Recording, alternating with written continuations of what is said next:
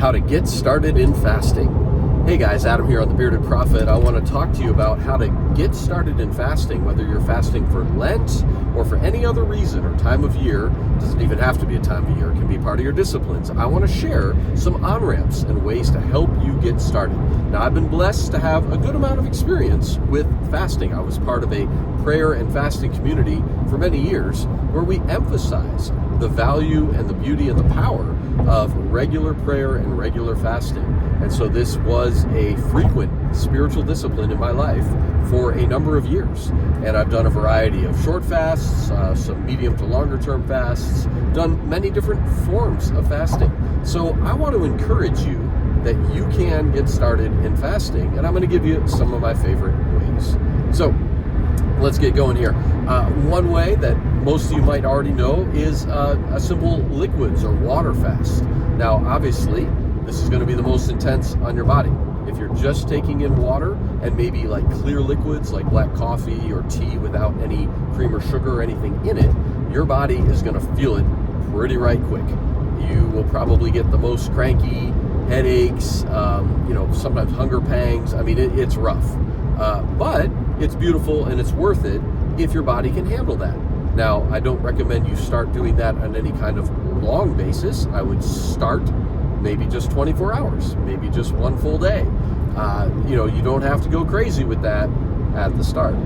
Drink plenty of fluids, maybe downsize your meals on the way into that. You can't store up food.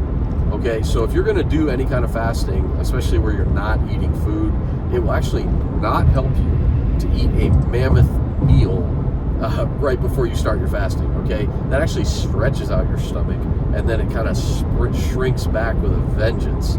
You would be a little bit better off eating slightly smaller meals, 1 or 2 meals before, for your last couple of meals. Anyway, you can read more about that online. But obviously a water fast, real intense. Usually after the first 3 or 4 days, your body will kind of adjust. It'll figure out, I'm not getting any calories, any fat, any protein.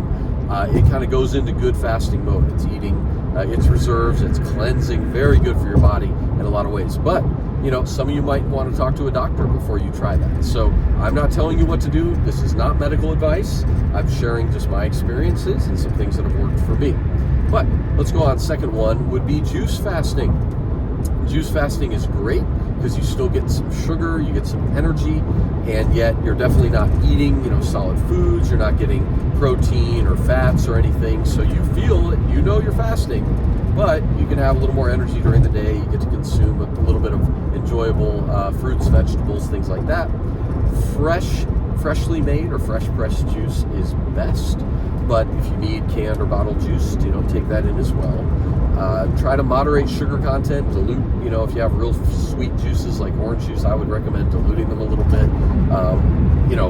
Again, some calories is good, but you don't want to go too crazy if you can help it. You could do this 1 day, 2 days, 3 days, however long, 7 days, whatever you feel like in faith. I'm a big fan of building up your fasting muscle or regimen. You wouldn't go to the gym today and try to, if you haven't been to the gym in a long time, and just lift, your absolute max on your first lift.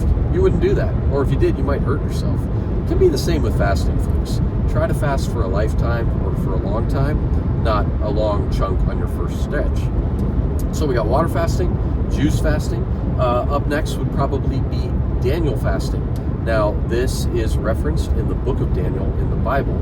And basically, Daniel ate a very light diet, actually kind of similar to a vegan diet. So for Daniel, it was no animal products. I say it like this: no meat, no sweets, no alcohol, and no dairy, no animal products. So meat and dairy are out, sweets, sugars, confections, things like that, and alcohol. Nope, he drank water, and he ate simple foods, so vegetables, maybe some grains, some nuts, things like that. But he was not eating the richness of the land, the animal and dairy and alcohol and sugars and all that. So Daniel fasting is great. You can do that for a long period of time, and you won't feel as hungry because you can eat a full meal on it, but you will not be as satisfied for long. If you eat, rich, protein rich and animal rich and, fats, you feel full for hours. But if you're eating that kind of lighter diet, you can eat until you're full, but, half hour, 2 hours later, you're feeling hungry again. So the vegan diet or the Daniel diet can actually help you tap into spiritual things. You will feel some hunger pangs, but you might have the energy necessary to continue doing your job. Or like Daniel, he was working like an assistant to the president, basically, assistant to the king, or prime minister kind of like guy. He needed energy to do his work, but he was dedicating himself to prayer. He was pressing into the Lord and just kind of humbling himself. So it makes you more needy and more dependent on God. There's an object on road ahead. All right, which is the point of fasting, but to be more needy and dependent on God. But yet he had strength day to day. And I know, like a mom who has some kids at home right now, she's doing this, and that's helpful to her. She can still make this kind of food for her family and for her children. Maybe she's feeding them meat, I don't know, they're small. But, you know, the family has energy to live. But yeah, you know that you're fasting. You feel some of the ache inside of you. So a few other forms of fasting that you might find helpful is you can do a sweets fast, a dessert fast, and maybe a soda fast, pop fast, or a alcohol fast. These are all legitimate. Or even a snacking fast. Just learning not to eat between meals, not to give in to all these cravings. And then here's kind of the kicker. With whatever kind of fasting you do, the point of it is not simply to eat less or drink less. It's to get more of God. And so I would encourage you, let's say you give up sweets, or you give up desserts, you give up snacking, or alcohol, whatever it is. In those moments when you would normally have the snack, or reach for the sweet, or have a drink, reach for the Lord, read some of the Bible, take a little time to pray, go on a prayer walk, pray with your spouse or your kids, or do something spiritual to try to fill that space with more of God. That's my strong encouragement for you today. There's a stalled vehicle ahead.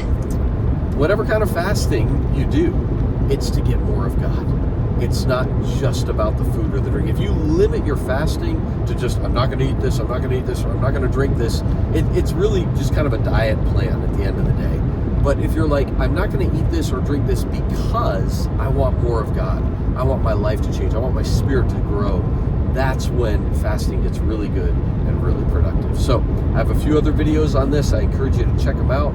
Post a comment or a question or something else you'd like me to share about, and I'd be happy to read it. Thank you so much. God bless you. Have a great